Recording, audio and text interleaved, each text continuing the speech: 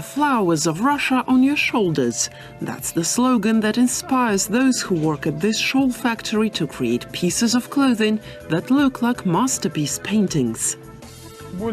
This is our traditional design, bright flowers on a black background.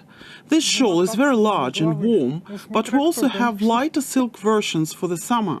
And for a little extra something, our shawls are richly decorated with a fringe. They're known as Pavlovoposad Shawls and have been made in the ancient town of Pavlovsky Posad, some 60 kilometers east of Moscow, for more than 200 years. In Russia, shawls and scarves have traditionally been a key part of a woman's wardrobe. Originally, they were handcrafted and affordable only to the nobility.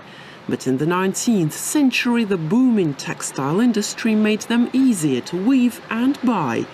And that's when the Pavlovoposad Shawl factory began to develop its unique style, turning its shawls into a true symbol of Russia. When we create new designs, inspiration is important, but knowledge and experience are even more so, because these shawls are all about traditions that we have to respect. Of course, we are moving ahead with the times, but some key decorative elements remain unchanged, like our trademark rose. It all starts with the painter's design on paper. The factory's looms produce woolen cloth, which is initially white. Fabric paints matching the colors on the artist's drawing are then selected, and the picture is recreated on cloth using special print tables. For each design that's going to be printed on a shawl, we make a set of stencils. The colors are printed onto the fabric separately, one by one.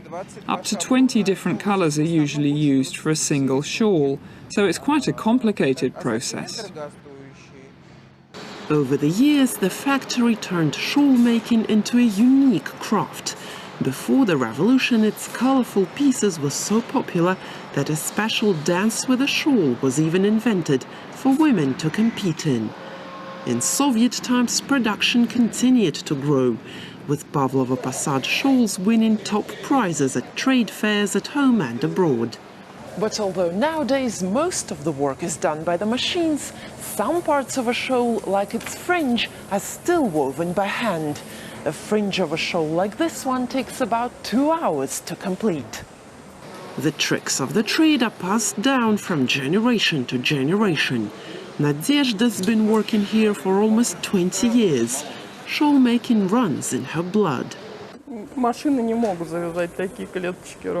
No, the machines cannot do everything. It takes a lot of practice, but for me it was easy because both my grandparents and my parents worked here. We even had a special weaving and knitting lessons at school to learn the trade.